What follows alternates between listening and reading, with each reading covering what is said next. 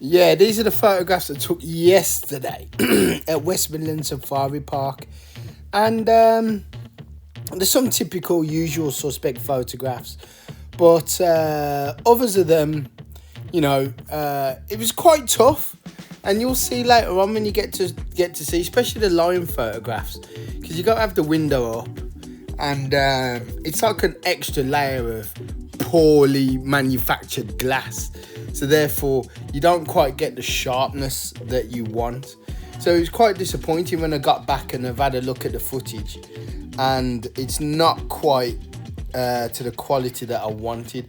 I mean, I'm really happy with these meerkat images because these were taken with my Canon EOS 1DX with the Sigma 50 to 500 zoom, and some of them are really good. It was nice, clean light, ISO I think around about 1000, so I was getting decent shutter speeds, aperture nice and wide, I think 6.3, and I mean I could get a bit sharper. I mean, I'm zooming into these images and they're not as sharp as I'd want them to be. I don't know whether that was because the ISO was so high or it's just the quality of the lens. I'm not sure, but I mean, some of these images, so I'm going to move on and have a look at, for example, some of these elephant photographs. I've got sharper elephant photographs and rhino photographs from my older lenses from when I first, years ago in the 90s when I went round in my Suzuki Vitara. If anyone remembers the Suzuki Vitaras, and I went round then. In fact, if I still had that Vitara now, it'd be amazing. The gunmetal grey, such a cute little car. Anyway, the giraffes always give good footage. I mean, you can get nice and close to them, so you can get real detail. So have a look there. If you zoom in, you can really see the detail in the hair and in their coat, and you can get quite close to them, which is really good. Not so much from the car, but if you walk up to the African walk, you can get close to them. You can feed them, but it's a bit of a rip-off at £5 per feed, and you only get like a couple of minutes. So not for me, and not for us. But this was one of the young giraffes, and look, you can see the detail in the tree. You can see the detail, but not as sharp as I wanted it to be. I mean, this was one of the sharper images. The Sony, so the difference between the Sony A77 and the Canon 1DX is about 8 point something megapixels. So the Canon I think is 16.1 and the Sony's 24.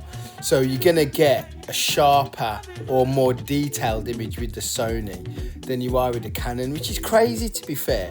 But then it's down to the lens to get the real sharpness. So obviously if I had a 400 f2.8, which is what I'd love to save up to get, might be able to get some really sharper image to really get the true potential from the Canon.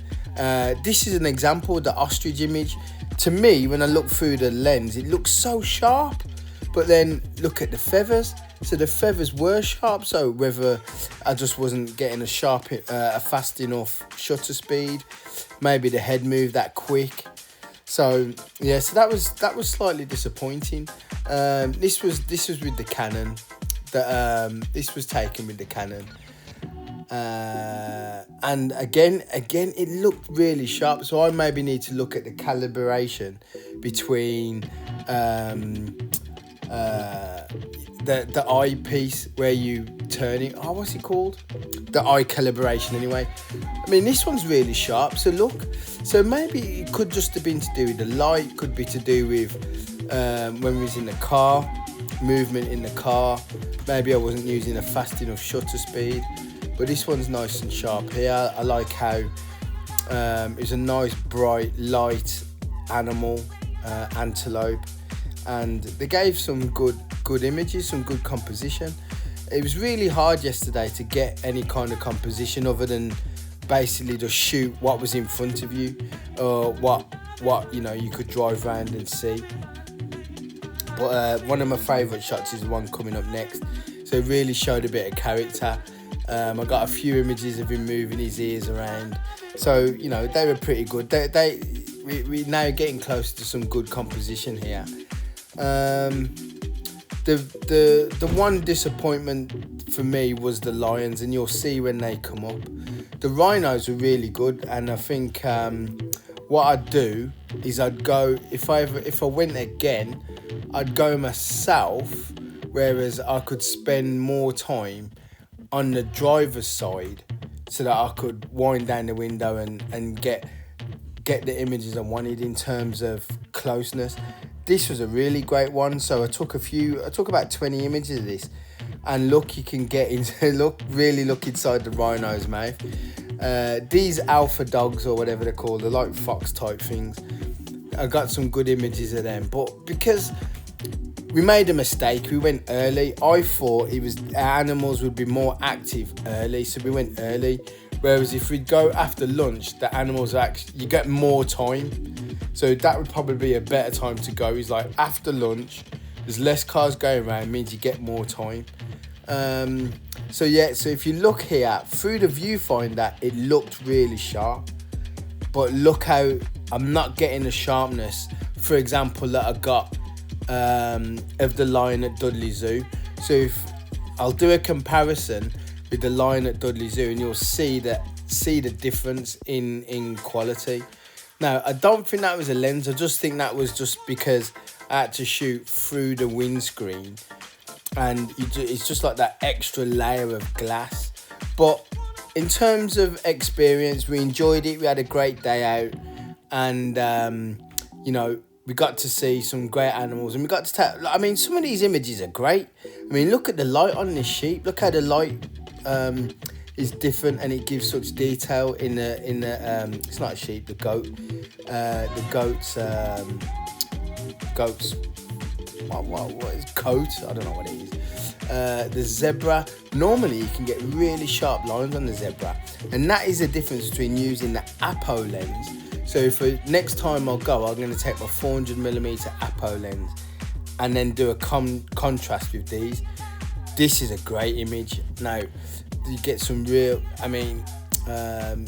differentiation with the telephoto and the blurred background. Remember, these are all raw. I haven't edited these in any way. I haven't. So these could all be, sharpened, or you could go for all the settings. I've literally just got Final Cut Pro, so we can use that at some point in the future. This one, look at the detail in the rhino there. Nice and tight actually, and if you zoom in quite deep, you can see a lot of them lines. That look really nice, black and white. And the same with this zebra here. I'm not happy with the sharpness. However, with the 6.3, you should be able to get much sharper than that. So I don't know, but listen, it was a great time and got some great images. So like and subscribe, guys. Ask any questions about the lenses, and if you got any advice, I'd love to receive it. So make sure you like and subscribe, guys. Thanks very much. Cheers. Bye.